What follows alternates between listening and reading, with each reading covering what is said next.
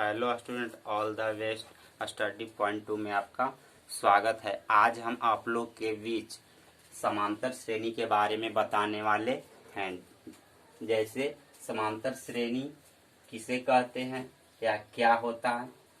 तो जैसे हम डिफिनेशन लिख चुके हैं कि वैसी सूची जिसमें दो क्रमगत संख्याओं का अंतर समान या बराबर होता है तब उसे समांतर श्रेणी कहते हैं। यानी कहने का मतलब इसको नाम से ही हम लोग को पता चलता है कि समांतर, यानी समांतर मतलब कि समान होनी चाहिए। तो समान माने अब कहने का मतलब कोई भी संख्या हो, फर्स्ट इंटू लास्ट, यानी पहला पद दूसरे पद को बराबर होना चाहिए। जैसे 1 2 3 4 5 6 डॉट डॉट। इसको करना क्या है कि दूसरा पद माइनस पहला पद, तो दूसरा पद माइनस पहला पद यानी पहला पद का भी ए है। अब जब दूसरा पद निकालना होगा तो चौथा पद माइनस तीसरा पद, तो चौथा पद 4 है और तीसरा पद 3 है, तो इसका भी अंतर जो है से 1 है।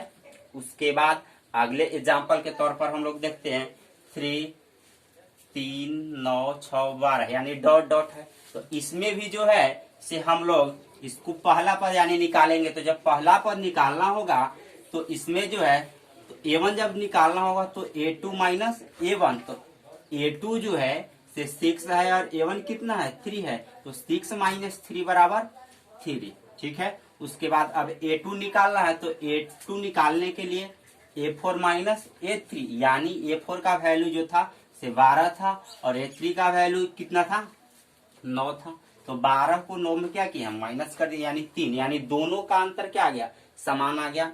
उसके बाद फिर अगले एग्जाम्पल 1 3 5 7 9 है। उसके बाद इसमें भी हम वही किए। अब कहने का मतलब है कि इसमें एक फार्मूला है जो इस यानी पदों के अंतर को निकालने के लिए जो फार्मूला है, इस फार्मूला को हम प्रूव करके बताए हैं। जैसे यहाँ हम देखते हैं a plus N minus 1 into D, यानी ये जो फार्मूला है आया कहाँ से या कैसे आया। तो जो भी फार्मूला होता है वो जो है इससे डिफिनेशन के अनुसार ही हम लोग फार्मूला को निकालते हैं। ऐसा नहीं है कि हम लोग फार्मूला को डायरेक्ट लिख देते हैं, यानी डिफिनेशन के अनुसार ही फार्मूला प्रूफ होता है। और फार्मूला से हम यदि चाहते हैं तो डिफिनेशन को भी निकाल सकते हैं। जैसे ए इसका जैसे हम लोग ए लिख दिया, अब हम इसको नाम दे देते हैं कि a1 ए हो गया, a2 हो गया, a3 हो गया, a4 हो गया, यानी डॉट डॉट an या tn भी कह सकते हैं। कहने का मतलब a जो है सिर्फ पहला पद है, a2 दूसरा पद है, a3 तीसरा पद है और a4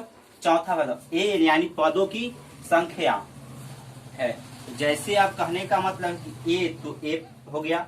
अब दूसरा a पहले से एक a था और एक और a आया तो a प्लस 2d। अब यहाँ कहने का मतलब है कि आप d कहाँ से लिख सकते हो सकता है आप लोग पूछ सकते हैं कि d जो है से कहाँ से, तो d जो है से इन दोनों के बीच का अंतर हम मान लेते हैं कि d है, इसलिए हम यहाँ d लिखते हैं। उसके बाद a प्लस 3d। अब 3d कहाँ से आया, कहने का मतलब है कि 3d a को पहले से था d और दो गो था d और एक और आया d, तो इसमें हो गया 3d। उसके बाद तो हम इसको निकाल सकते हैं अगला फार्मूला को कि tn बराबर a plus N minus 1 into D. अब लास्ट टर्म जो था कि एन था तो एन में इस सब में तो हम एक बढ़ा रहे थे, तो इसमें भी हम एक बढ़ाएंगे। जब हम इसमें एक बढ़ाएंगे तो a plus N minus 1 into D. उसके बाद tn बराबर a plus N minus 1 into D, या हम इसको l बराबर भी लिख सकते हैं कि a plus N minus 1 into D लिख सकते हैं। अब a जो है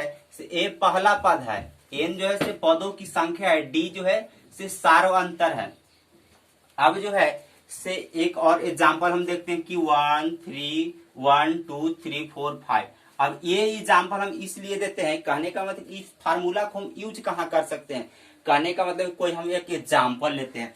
जैसे कहने का मतलब है ये जो है से मेरा मान लेते हैं कि ये मुक्का है मेरा, ठीक है। इस मुक्का में जो है से हम लोग मान के चलिए एक सप्ताह में 7 रुपया रखते हैं, अगले सप्ताह में फिर हम इसमें 7 रुपया रखते हैं और फिर अगले सप्ताह में इसमें 7 रुपया। तो जब हम इसमें रखेंगे तो धीरे धीरे क्या होगा, एक सप्ताह में 7 रुपया, फिर अगले सप्ताह में 7 रुपया, तो 7 रुपया 14 रुपया, और फिर अगले सप्ताह में 7 रुपया तो फिर 14 रुपया। यानी ये क्या है, पद जो है इससे बढ़ते जा रहा है। जब यह पद बढ़ते जा रहा है तो उसी तरह हम एक एग्जाम्पल को को यहाँ पर बताए हैं, जैसे 108वां पद हो गया या 109वां पद हो गया या 10वां पद हो गया या 20वां पद। तो हम जो है से यहाँ से 20वां पद हम निकाले हैं।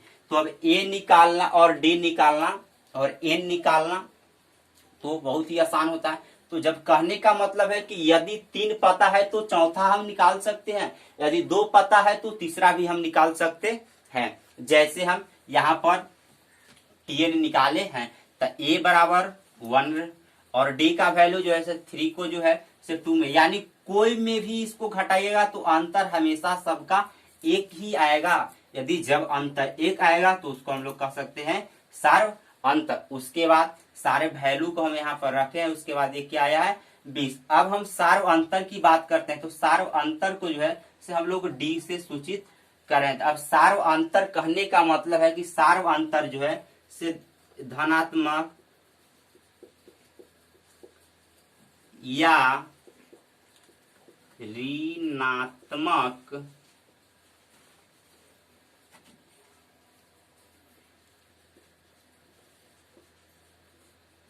या शून्य हो सकता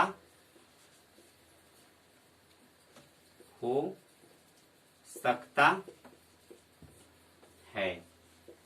ठीक है, उसके बाद हम और एक एग्जाम्पल लेते हैं।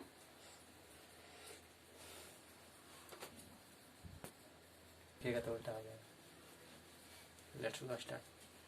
निम्नलिखित